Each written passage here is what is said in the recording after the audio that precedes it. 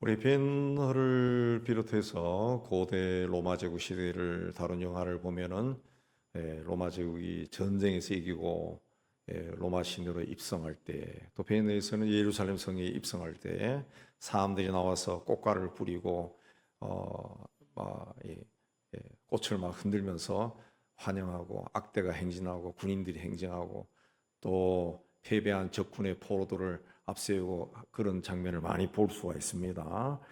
아마도 그런 것에 익숙했기 때문에 그런지 모르지만은 종료주일에 예수께서 예루살렘 성에 들어갈 때도 사람들이 환영을 했습니다.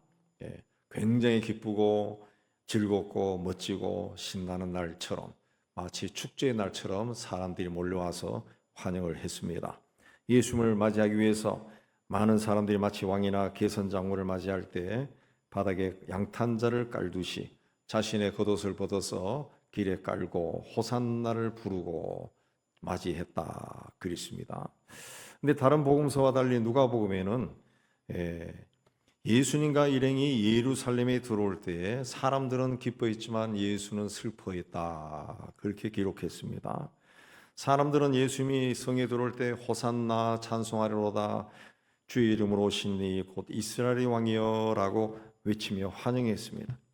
그들은 예수께서 행하신 수많은 이적을 보고 듣고 이분이 이제 다윗의 왕국을 회복하실 것이다 기대하면서 환영을 했습니다. 그러나 예수님은 아주 슬픈 마음으로 성에 들어갔다 그랬습니다. 예루살렘은 사방의 골짜기로 이루어진 그런 도시입니다. 요즘은 이제 그 도시화되고 길이 건설되고 집들이 빼곡하게 들어서서 잘 나타나지 않지만은 항공 사진을 보면은 여전히 우뚝 솟은 바위산입니다. 그 예루살렘 동쪽에 있는 산이 감난산이라 그래요. 감남이란 뜻은 올리브를 한자로 번역한 겁니다. 올리브산이 이제 감난산인데, 예수께서 감난산에 있는 겟세동산에서 기도하시고 이제 날이 밝아서 이제 예루살렘으로 들어가시는 거예요. 예루살렘 성 동쪽에는 두 개의 문이 있는데, 하나는 사자문 라이언스 게이트고 하나는 황금문, 두 개의 문이 있는데 황금문은 돌로 폐쇄되어 있고 일반적으로 사람들은 사자문으로만 성에 드나듭니다. 이 유대인들은 오랜 세월 그 황금문으로 메시아가 오신다 그렇게 믿었습니다. 그래서 감난산에서 예수님의 일행이 내려와서 그 성에 들어가실 때 사람들은 그 오랫동안 기다리던 세상을 구할 왕 메시아가 오는 것으로 생각하고 환영했던 겁니다. 그러나 예수님은 성 가까이 왔을 때 우셨다 그랬습니다. 예수님이 예루살렘 성에 들어가실 때는 유월절이 가까이 왔을 때입니다. 유월절은 하나님께서 이스라엘 백성들에게 1년에 3번은 반드시 성전에 올라와서 너희들의 얼굴을 나에게 비춰야 된다라고 말씀했던 3가지 절기, 유월절 그리고 오순절 그리고 수장절 중에 하나입니다. 그래서 당시 유월절은 신앙적인 열정을 가진 사람들이 모여든 겁니다. 적어도 나는 나름대로 하나님을 믿는다, 열심히 믿는다 하는 사람들은 먼 거리를 마다하지 않고, 심지어는 외국에 사는 사람들도 유월절을 지키기 위해 예루살렘을 방문할 정도로 열심을 가졌습니다. 동시에 당시에는 로마 제국의 지배 아래 있었기 때문에 백성들이 성전이라는 한 곳에 절기에 모인다라고 하는 것은 로마 정부로 하여금 긴장을 할 수밖에 없게 만드는 그런 절기입니다. 바빌론에서 포로 생활을 하다가 돌아와 성전과 성을 재건했지만은 유대 왕국은 온전히 회복되지 않았습니다. 이후에 바빌론에 이어 등장한 페르시아, 그 이후에 등장한 헬라 제국, 로마 제국의 제국 아래에서 여전히 그들의 지배를 당하며 살 수밖에 없었습니다. 그래서 유대 사회는 오랜 세월에 걸쳐 독립을 갈망하는 여러 세력이 존재했고, 그들과 함께 구약의 선지자가 예언한 메시아가 와서 그들을 구원해 주기를 백성들은 갈망했던 겁니다. 그런 배경 속에서 왕이 오신다라고 외친 것은 단순히 종교적으로 환호한 것이 아니라 정치적인 기대감까지도 백성들 가운데 충만했다라는 것을 알 수가 있습니다. 그래서 예수님을 진정으로 기쁘게 환영한 사람들도 그들 중에 물론 있었겠지만 정치적인 기대감을 가지고 맞이한 사람들도 없지 않았다는 겁니다. 그들을 보면서 예수께서는 앞으로 예루살렘 성에 닥칠 그 비극을 보시고 안타까워 눈물을 흘렸다 그랬습니다. 37절에 보면 무리가 왜 그렇게 기뻐했는지 분명하게 보여줍니다. 그들은 자기들이 본 바 모든 능한 일 때문에 큰 소리로 하나님을 찬양했다. 능한 일이라는 것은 권능으로 행한 일, 곧 예수님이 일으킨 기적과 이적들을 말합니다. 사람들은 예수님이 행하신 놀라운 행위를 자기들이 직접 눈으로 보거나 다른 사람으로부터 전해 들었습니다. 그래서 그들은 이 정도 능력을 가진 분이라면 우리의 문제를 해결해 줄 수 있고 또 로마를 쫓아낼 수 있겠다 기대한 겁니다. 그래서 사람들은 주의 이름으로 오시는 왕이다 그렇게 외쳤어요. 군중들은 나름대로 예수를 반겼습니다. 그들은 예수가 하나님이 보내신 분이라고 믿었습니다. 실제로 그분 안에서 나타난 하나님의 능력도 봤습니다.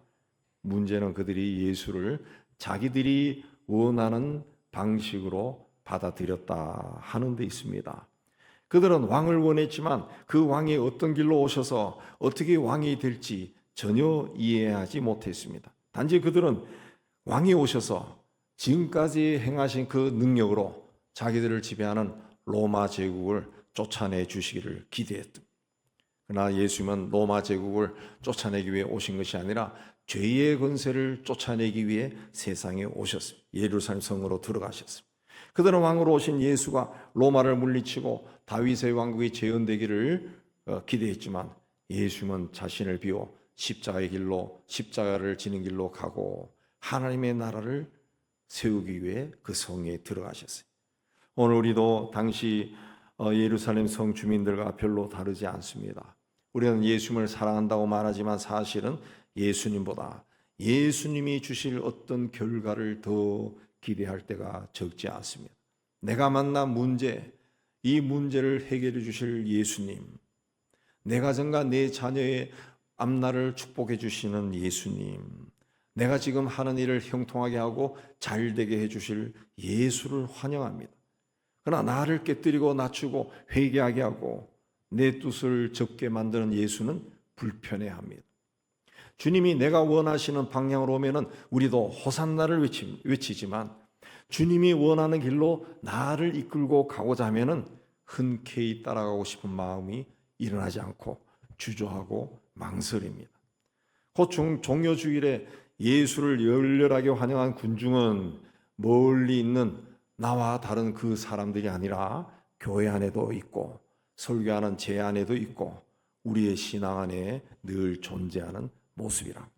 그래서 오늘 말씀은 우리에게 나는 예수를 환영하는가 아니면 예수에게서 내가 기대하는 어떤 결과를 얻고 싶어서 환영하는 것은 아닌가. 나는 예수의 이름을 부르고 있지만은 실제로는 내 욕망을 내 소원을 실현시켜 줄 왕을 기다리고 있는 것은 아닌가 묻습니다. 군중은 주의 이름으로 오시는 왕이라고 외쳤습니다. 틀린 말이 아닙니다. 그러나 그들은 주의 이름으로 오시는 왕이 누구를 어떤 분을 가리키는지 정확하게 몰랐습니다.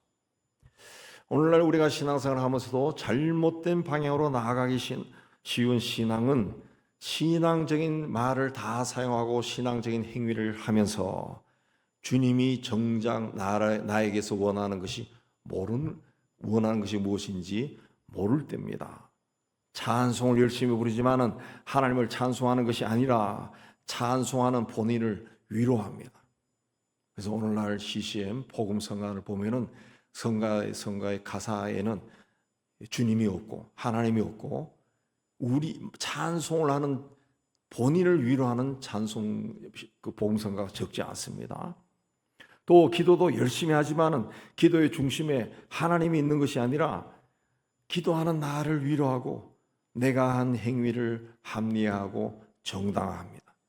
입으로는 왕이라고 부르지만 주님이라고 부르지만 내 삶의 주인은 항상 나이고 내가 나의 왕입니다.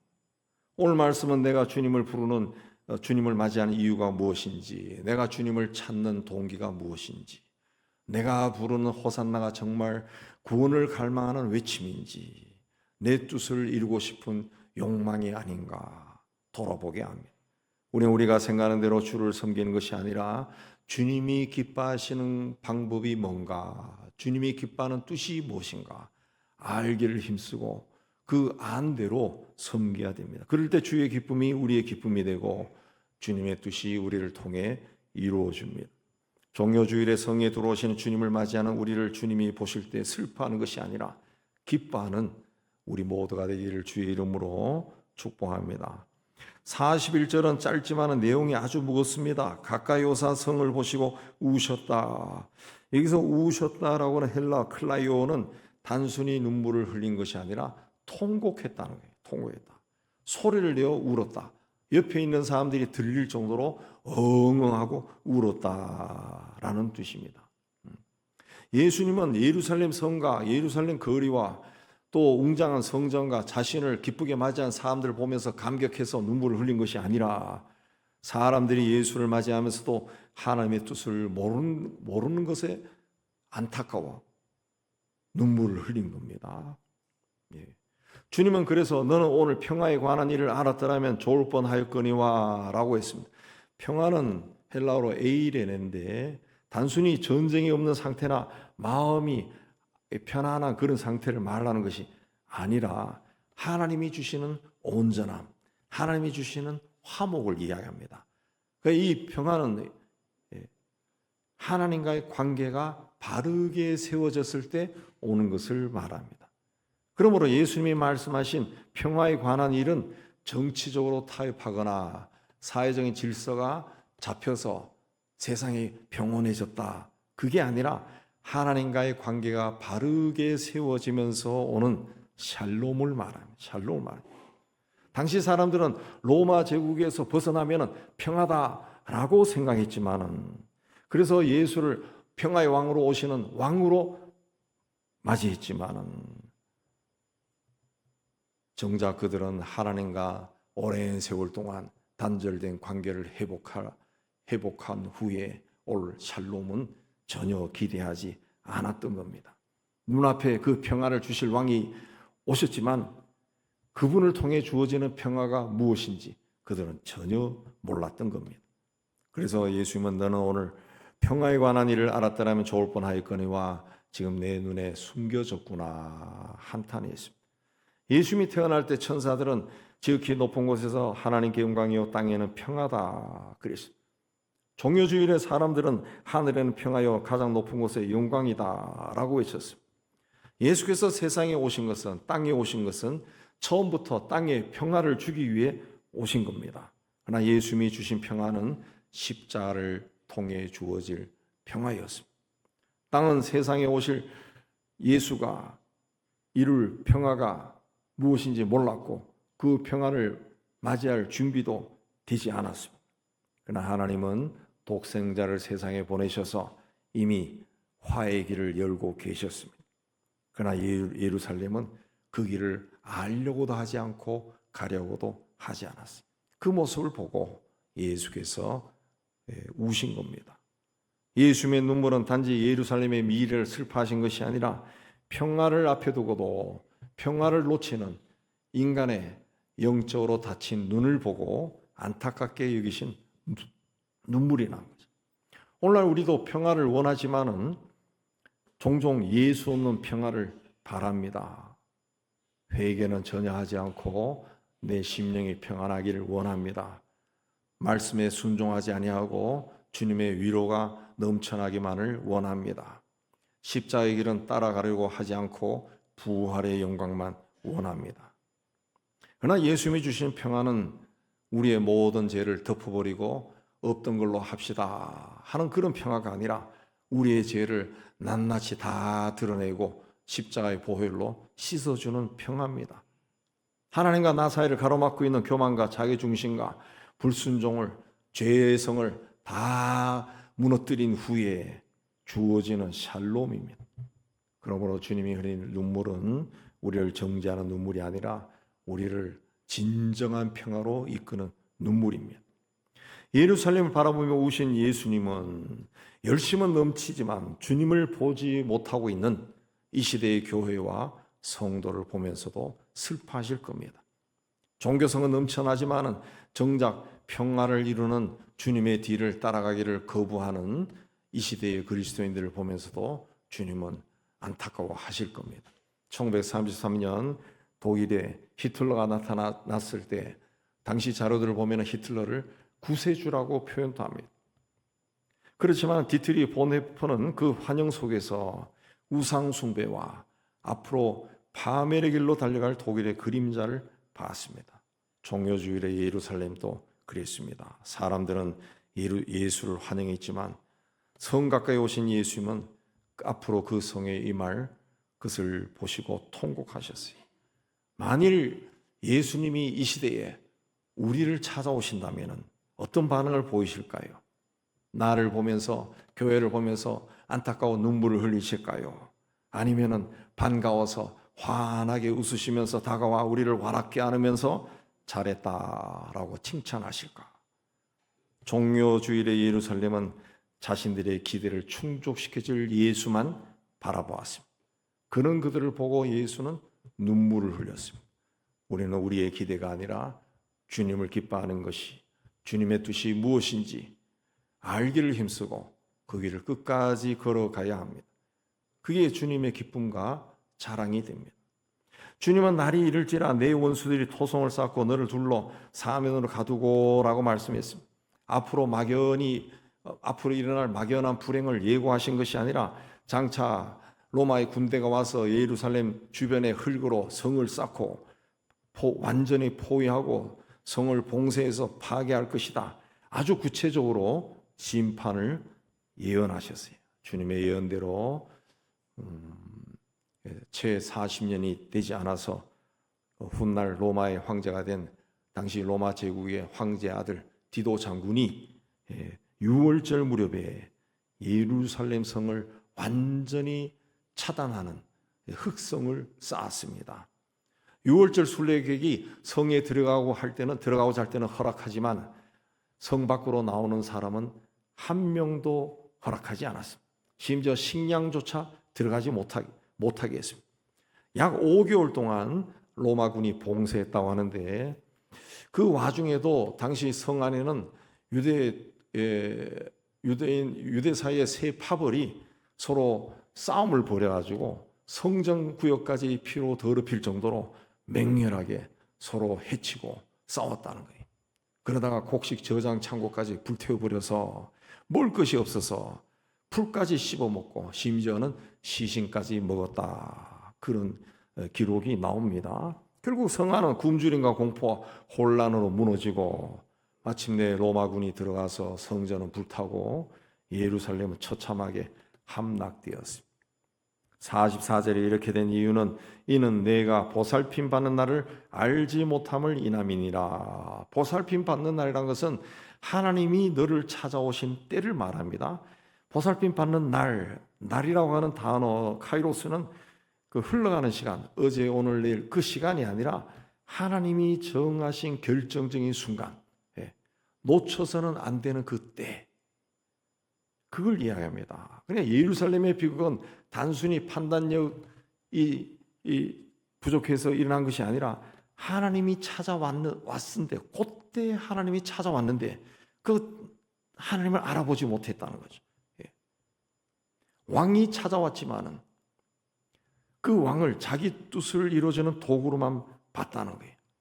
평화가 진정한 평화가 왔는데 그 평화를 거절했다는 거예요. 그래서 심판은 우연히 온 것이 아니라 그들을 구원하기 위해 찾아온 하나님을 외면했기 때문에 맞이할 수밖에 없었던 심판이라는 거죠. 종교주의는 우리를 위해 구원의 길로 가시는 예수님을 기쁘게 맞이하는 것으로만 끝내서는 안 됩니다.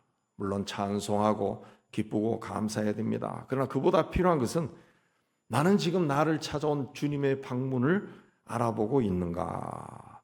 지금 우리가 함께 예배를 드리고 있는데 이 예배 시간에 나를 찾아오신 주님을 내가 보고 있는가? 또 내가 성경을 읽거나 설교를 들을 때나 그 말씀 가운데 내 심령의 문을 녹하는 주님을 보고 있는가? 주께서 내 죄를 드러내시고 회개를 촉구하실 때 그 말씀을 받아들이는가? 내가 또 고난 가운데, 고난의 한가운데 힘들어할 때 그 고난 한가운데 찾아오신 주님의 손을 내가 볼 수 있는가? 라는 것을 우리에게 말하고 있습니다. 내가 주님이 찾아온 그때를 알아보고 있는가? 아니면 그분을 내 인생의 문제를 해결해 줄 꼭 필요한 분으로만 대하면서 정작 그분을 놓치고 있지는 않은가? 그분의 뜻 안으로 들어가지 않고 내 뜻을 여전히, 내 계획을 여전히 주장하고 있지는 않은가? 내 문제가 왜 오랜 세월 동안 풀리지 않고 이렇게 내 꿈이 꼬이고 있는가? 그것은 나를 찾아오신 주님을 내 안에 모시지 않았기 때문에 그렇습니다. 당시 사람들도 성 안에 들어오신 예수를 열렬하게 환영했지만은 그분의 뜻이 무엇인지는 알려고 하지 않았습니다. 그분이 가르치는 것을 따라가려고 하지 않았습니다. 환영은 했지만 순종하지 않았습니다. 왕이라고 외쳤지만은 그 왕에게 자신의 삶을 의탁하지 않았습니다. 그래서 예수를 환영한 날이 심판을 향한 문을 여는 날이 되고 말았습니다. 오늘날 교회가 세상으로부터 손가락질을 많이 당합니다. 그래서 교회가 세상을 조금 신경을 쓰기 시작한 시대가 되었습니다. 그러나 이 시대 교회가 두려워해야 할 것은 세상의 냉소가 아닙니다. 우리가 진정으로 두려워할 것은 우리 신앙적인 행위 속에서 주님을 놓치고 있는 것은 없는가라는 겁니다. 예배를 드리고 설교를 듣고 찬송을 부르고 성경을 읽고 절기를 지키고 예수의 이름을 말하면서도 정작 주님이 원하는 길로 가려고 하지 않는 거예요. 내가 생각했던 계획, 내 꿈, 내 뜻을 계속 고집하는 겁니다. 주님은 우리에게 주님을 보고 감동하라는 것이 아니라 회개와 순종을 원하십니다. 주님은 우리가 그분을 응원하는 군중이 되기를 원하지 아니하시고 그분을 따라오는 제자가 되기를 원하십니다. 오늘 말씀 앞절과 오늘 말씀 뒤에 나오는 것들을 읽어보면은 예수님은 예루살렘으로 들어가시는 분이 아니라 십자가를 향해 가시는 분이라는 것을 알 수가 있어요. 그러므로 종교주의를 참되게 지키는 것은 십자가의 길로 하신 주의 뒤를 따라가는 겁니다. 예수는 사람들이 호산나를 부르며 환영한다고 기뻐하지 않았습니다. 또 그런 와중에도 자신에게 무관심한 사람이나 혹은 왜 저 사람을 왕이라 부르냐고 힐난하는 사람들 때문에 답답해하지도 않았습니다. 그들이 자기에게 진정한 평화를 주기 위해 오신 분을 알아보지 못했기 때문에 안타까워했습니다. 우리는 예수를 좋아할 수 있습니다. 예수님을 찬양하고 높일 수 있습니다. 예수 이름을 부를 수 있습니다. 그러나 그것만으로 충분하지 않습니다. 예수가 누구인지 바르게 알아야 돼요. 능력을 행하는 분으로만이 아니라 십자가의 주님으로 알아야 돼요. 내 문제를 해결해 주실 그런 분이 아니라 내 죄를 대신 지고 가는 구세주로 알아야 돼요. 구세주로 알아야 돼요. 내 기대를 채워주실 수 있는 힘을 가진 권세를 가진 왕이 아니라 내 인생을 주장하시는 왕으로 알아야 돼요. 예수님이 예루살렘 성에 들어가실 때 사람들이 종려나무 가지를 흔들고 호산나를 부르며 열광했습니다. 그러나 그들을 바라보는 주님은 눈물을 흘렸습니다. 사람들은 왕이 오신다고 외쳤지만 예수님은 너희들이 정말 평화가 무엇인지 알았더라면 안타까워했습니다.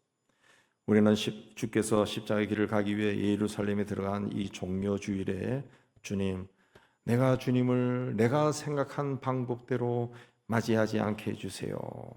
내가 주의 이름을 부르면서도 나를 향한 주님의 뜻 거절하지 않게 해주세요.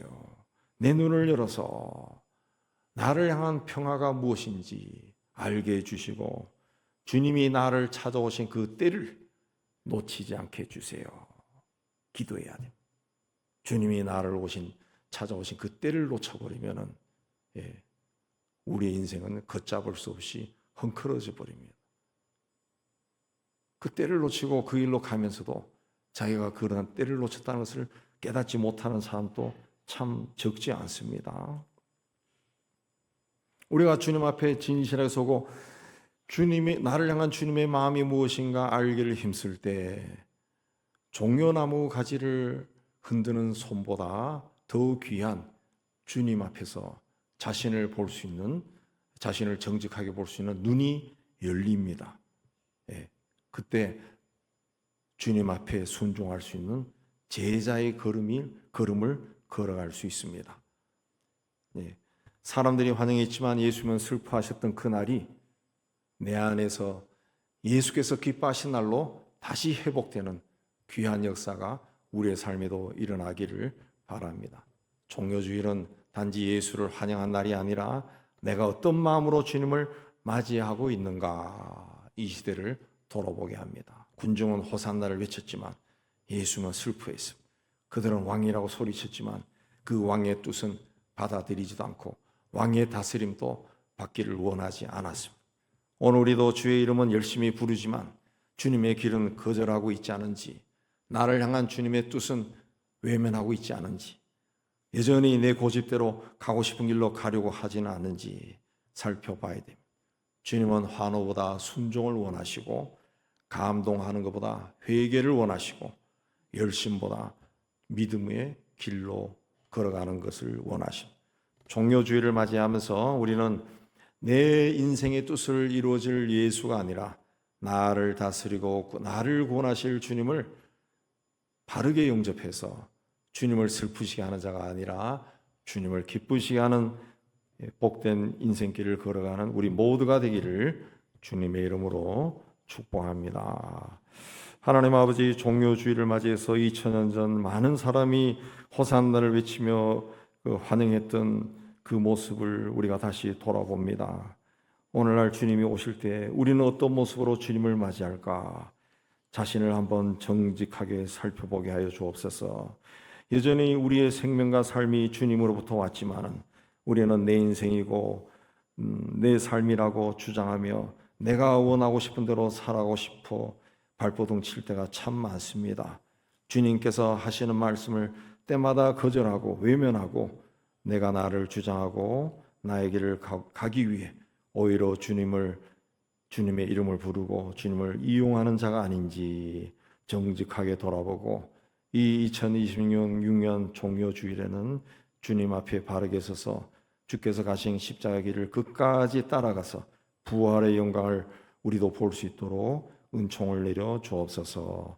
예수님 이름으로 기도하옵나이다. 아멘.